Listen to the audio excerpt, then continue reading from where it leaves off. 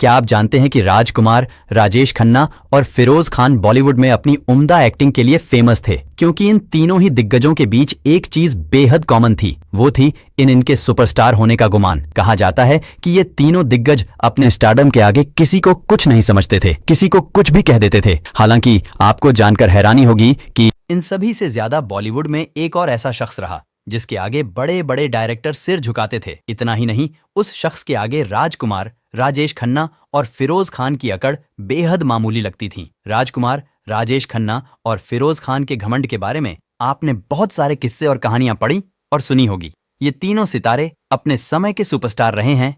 तीनों ही शानदार एक्टिंग से दर्शकों के दिलों पर राज करते थे। आज हम आपको बॉलीवुड के उस सिंगर के बारे में बताएंगे जिसकी बॉलीवुड में अपने विनोदी स्वभाव के लिए काफी बदनाम था। इसके साथ ही वह अपने स्टारडम के आगे किसी को कुछ नहीं समझता था। यहाँ हम जिस महान शख्सियत के बारे में बात कर रहे हैं वो बॉलीवुड के अलबेले और सदाबहार गायक किशोर कुमार है। अपनी जादुई आवाज के दम पर लोगों को दीवाना बना देने वाले किशोर कुमार भारतीय सिनेमा के मशहूर गायकों में से एक थे। वह गायक के साथ एक अभिनेता, गीतकार, संगीतकार, निर्माता, निर्देशक और पटकथा लेखक भी थे। उन्होंने हिंदी भाषा के साथ बंगाली, मराठी, असमिया, गुजराती, कन्नड़, भोजपुरी, मलयालम, ओडिया और उर्दू भाषा में भी कई गाने गाए। दरअसल किशोर कुमार का रियल नाम आभास कुमार गांगुली था और लोग उन्हें प्यार से किशोर दा के नाम से पुकारते थे। उनका जन्म 4 अगस्त 1929 को मध्य प्रदेश के खंडवा में हुआ था।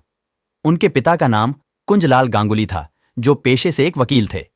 उनकी माता का नाम गौरी देवी था, जो एक गृहिणी थीं। किशोर कुमार 4 भाई बहनों में सबसे छोटे थे।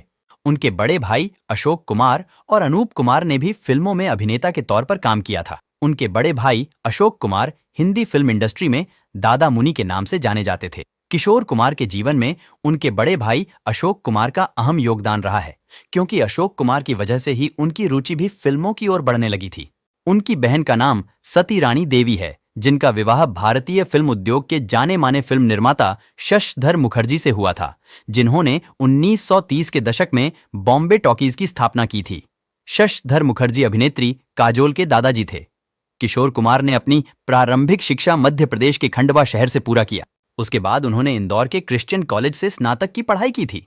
किशोर कुमार आज भले ही शारीरिक रूप से अब हमारे बीच नहीं हैं, लेकिन उनकी बेहतरीन आवाज और शानदार कलाकारी ने उन्हें आज भी फैंस के जहन में जिंदा रखा है। संगीत की विधिवत ट्रेनिंग लिए अशोक कुमार और अनूप कुमार के साथ काम किया। यह भी दिलचस्प है कि मोहम्मद रफी ने किशोर कुमार की कई फिल्मों में गाने गाए थे और इसके लिए रफी जी ने उनसे सिर्फ 1 रुपया लिया था। अपने फिल्मी करियर के दौरान एक अभिनेता के तौर पर उन्होंने करीब 81 फिल्मों में काम किया था, जबकि करीब 18 फिल्मों का निर्देशन उन्होंने खुद किया था। एक संगीतकार के रूप में किशोर कुमार ने अपना पहला गाना साल 1948 में रिलीज हुई फिल्म जिद्दी के गाने मरने की दुआएं क्यों मांगूं गाया था, जिसे देव आनंद साहब के ऊपर फिल्माया गया था। हालांकि इस फिल्म की सफलता के बावजूद भी उन्हें कोई खास पहचान नहीं मिली थी। इसके बाद एस.डी. बर्मन ने उन्हें साल 1950 में फिल्म प्यार और साल 1951 में फिल्म बहार में गाने का मौका दिया। फिल्म बहार में उनके द्वारा गाए गए गाने कुसुर आपका हिट साबित हुई। इसके बाद उन्होंने कई फिल्मों में गाने गाए,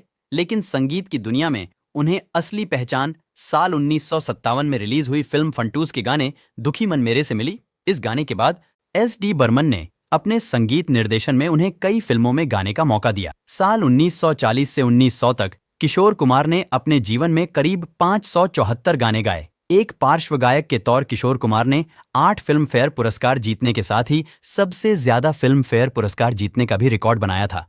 उन्हें पहला फिल्म फेयर पुरस्कार साल 1969 में फिल्म आराधना के गाने रूप तेरा मस्ताना प्यार मेरा दीवाना के लिए मिला था। किशोर कुमार की यह खासियत रही है कि वह देव आनंद साहब से लेकर सुपरस्टार राजेश खन्ना जिस भी अभिनेता के लिए गाने गाए हों, उनकी आवाज सभी पर फिट बैठती थी। लगता था जैसे उस अभिनेता के अंदर खुद किशोर कुमार समा गए हों। साल 1989 में किशोर कुमार के निर्देशन में बनने वाली फिल्म ममता की छांव में अमिताभ बच्चन ने कैमियो की भूमिका निभाने से इनकार कर दिया था, जिसकी वजह से अमिताभ बच्चन के साथ उनका संबंध खराब हो गया था और उन्होंने उनकी फिल्मों में गाने गाना बंद कर दिया था। हालांकि अमिताभ बच्चन की फिल्म तूफान के गाने आया आया तूफान उन्होंने ही गाया था। किशोर कुमार के जीवन में एक बड़ी घटना उस समय हुई जब साल 1975 में देश में आपातकाल के समय कांग्रेस पार्टी की एक रैली में उन्हें गाने के लिए संपर्क किया गया, लेकिन उन्होंने इस रैली में भाग लेने से साफ इनकार कर दिया, जिसकी वजह से उस समय की सूचना एवं प्रसारण मंत्री विद्याचरण शुक्ला ने दूरदर्शन और ऑल इंडिया रेडियो पर किशोर कुमार के गानों के प्रसारण पर रोक लगा दी। यह प्रतिबंध 4 मई 1976 से लेकर आपातकाल के अंत तक लगा रहा। साथ ही किशोर कुमार के घर पर इनकम टैक्स विभाग द्वारा छापेमारी भी की गई। लेकिन इतना होने के बावजूद भी किशोर कुमार ने कभी आपातकाल का समर्थन नहीं किया। लेकिन इसके बावजूद क्या आप जानते हैं कि किशोर कुमार गायकी और अभिनय के अलावा अपने मनमौजी व्यक्तित्व के लिए भी लोगों के बीच काफी चर्चित थे। उनके चुलबुलेपन से जुड़े कई किस्से प्रचलित हैं। इसके साथ वह काफी अड़ियल और मनमौजी सिंगर में एक थे। वह कोई भी काम किसी दबाव में आकर नहीं करते थे। वहीं वह अपने अकड़ में आकर अपने साथ काम करने वालों को कभी कभी बेहद अपमानित कर देते थे। ऐसा ही एक किस्सा ऋषिकेश मुखर्जी संग जुड़ा हुआ है।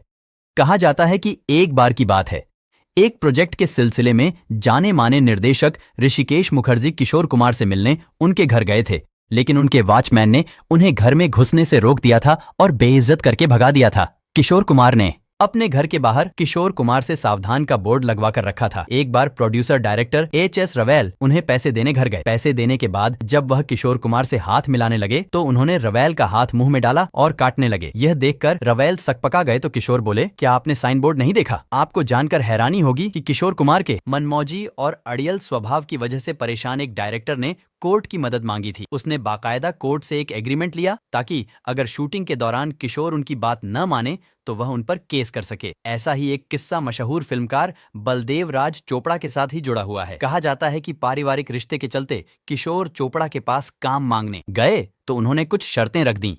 इसका बदला उन्होंने डायरेक्टर से बखूबी लिया था। बता दें कि किशोर कुमार को मीडिया से बातचीत करना पसंद नहीं था, इसलिए वह अपने कमरे में लाल बत्ती के साथ खोपड़ी और हड्डियों को रखा करते थे। साथ ही उन्होंने अपने कमरे में डरावनी आवाज भी लगा रखी थी। उन्हें टेबल टेनिस खेलना और उपन्यास पढ़ना बहुत पसंद था।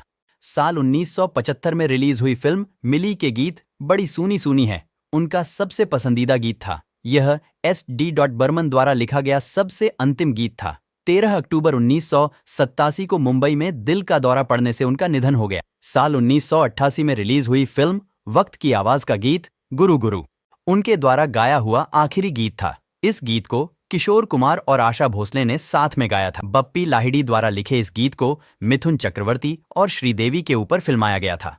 तो दोस्तों, मैं उम्मीद करता हूं कि किशोर कुमार के जीवन के बारे में यह जानकारी आपको पसंद आई होगी। इसी तरह अपने पसंदीदा सितारों के बारे में जानने के लिए आप हमारे चैनल को सब्सक्राइब कर लीजिए ताकि आप लोगों को ऐसी ही इंटरेस्टिंग जानकारियां मिलती रहे। और हाँ, अगर इस जानकारी से संबंधित आपका कोई सवाल हो तो हमें कमेंट करके जरूर बताएं। इस जानकारी को अंत तक सुनने के लिए आप सभी का धन्यवाद।